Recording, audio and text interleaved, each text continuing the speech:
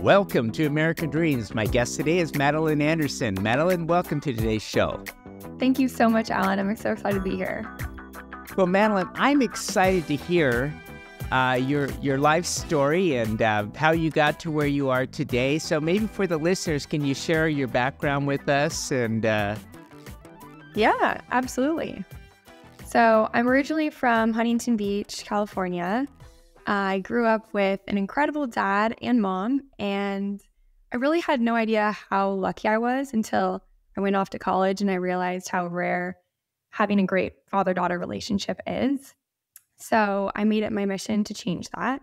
And it really started with me interviewing a wide variety of dads and daughters from all over to get their stories, lessons, and advice. And that's really what shines throughout the book, Girl Dad. And I published Girl Dad a little over a year and a half ago. And since then, I have done a lot of speaking engagements and just launched Girl Dad Network, which I'm really excited about. And yeah, I can't wait to see how it continues to grow and evolve. When you started on the book, tell me the process there. How much time did it take for you researching, getting information together, and getting the book actually to the publisher? Yeah, it took about a little over 2 years to write it. And, it's one of those things where it felt like it was a calling. It was so natural to me to go work at a coffee shop every weekend and just write for fun. It really was a passion project at the beginning.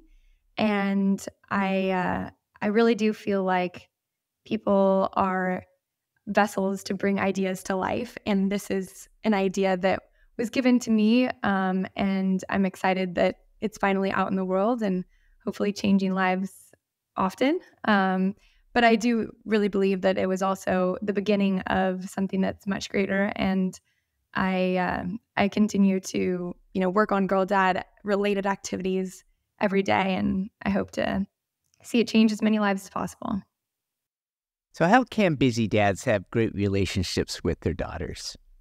Yeah, so this is something that I think is a really, really common fear for fathers. I've heard this on a lot of interviews with dads and a lot of men that I've spoken with. And I think it really comes down to framing work. So I created something called the framework, but it really comes down to communication, expectations, and inclusion. And for the communication part, it really is about how you talk about work. So when your daughter is young, specifically, she knows that there's this thing called work, but she doesn't really understand what work is. And she knows it's important to her dad, and her dad spends a lot of time on it. And when it comes to her dad's priority list, it tends to be up at the top and she is below it. And although this is just a story that maybe us girls tell ourselves, it is our truth until we're told otherwise. So the trouble really comes in when you find yourself talking negatively about work or maybe complaining about things that were going on, that you didn't like, or your boss, your coworkers. And then it becomes really confusing to the daughters because here's this thing called work that we know dad cares a lot about, but it's higher on the priority list than I am, and he doesn't seem to like it. So that doesn't sit well with the daughters, and it also doesn't really teach her anything positive about finding a career she loves or pursuing something that she's passionate about.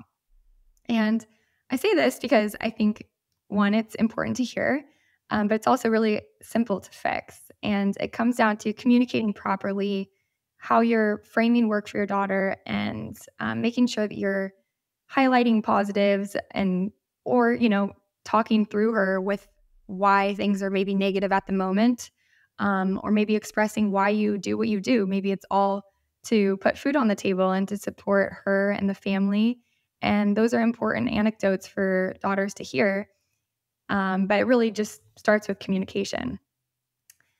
And then as far as expectations go, if you're going to be home, between 5 and 6, for example, try not to say 5 p.m., even if that's really what you want to do. But if you can, frame that you're going to be home closer to 6 and then you show up early, that's going to be way more, positive as an experience for your daughter than if you say 5 and you come home an hour late.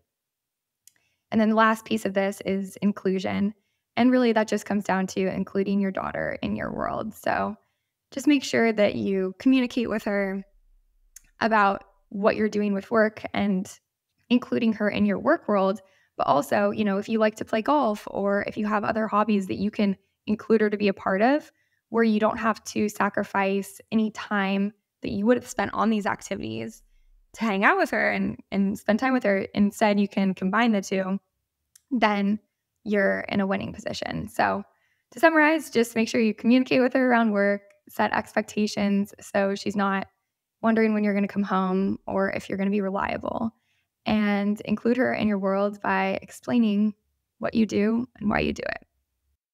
I'm so glad that you're doing this.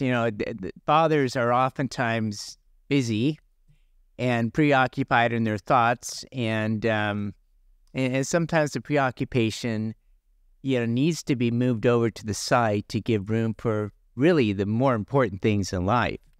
I reflecting back on your life as you're growing up, what are some of the creative ways that your dad built meaningful one-on-one experiences with you? Yeah, he did a really good job of this. I'm glad you asked. One thing, I did mention the golf example, but he loves playing golf. And when I was a little girl, and I have 2 younger sisters, and they also have an amazing relationship with him, but he made a really good point of including us in activities that he would have done otherwise, such as golf. So, on the weekends, he'd be out with his friends, but he would take us with him to the course. And we were there because, we loved bunnies and we wanted to count how many we saw, or, we'd get Shirley Temples every time we went. So that was kind of our drive to go. We were so excited about the Shirley Temples. But it became so much more than that. And now, as an adult, all 3 of us still play golf. We love playing with my dad. And every time, we're at home and visiting, we go play golf with him. So it's become something that has maintained throughout the relationship and something that's brought us closer. Another thing that he always did was, one thing he likes to do is handiwork around the house. He's always fixing something, but he included us in that passion as well. So when we were young girls, he bought us little tool kits that were, there's like a mini hammer and a screwdriver, and he just had us sit with him while he worked on the house, taught us how to use the tools. And then, this week, actually, I'm building my own desk with him. So it's, again, one of those things that he included me in when I was a little girl. And now today it's paying dividends because we're still doing what he loves together. So when you look at work-life balance, does it really exist, or is it more about integration? Yeah, I think it's a tough word because the expectations of what that looks like, it seems like maybe we think of a teeter-totter, right? And on one side there's work and the other side there's life. And it's really hard to measure the weight of what goes on each side. And so, if you're thinking about a minute spent on each thing, that's really unrealistic. It'd be a very uneven balance. But I think that instead, it's really about scrapping that visual and thinking about how you can set attainable goals for both work and life. And everyone's goals will be different. But this way, if you're achieving your goals, you can feel like you're in that quote unquote balance. And, some people might say that their goal is to have that work-life separation where, you come home from work and you're focused solely on life. But for other people, that's not a reality because they work from home and maybe they're in business with their family. But regardless of what other people, find is the balance, it really comes down to you setting the goals around what's right for you. And another thing that I was thinking about recently is, expanding that timeline of when you're setting those goals. So it can be really stressful if you say, okay, today I'm going to do something with my daughter and I'm going to finish that project I have going on with work. Whereas if you expand the horizon and you go out maybe this month and you set goals for the month and you think, okay, I'm going to take my daughter out on a coffee date and go on a walk with her, and, and then I'm going to finish this project, and you have whatever goals are relevant to you, but by expanding the time horizon, it doesn't feel so immediate and high pressure to do everything all at once. And you can plan accordingly based on, some days are going to be really heavily work focused, and some days, maybe a Sunday, is really heavily focused on your family.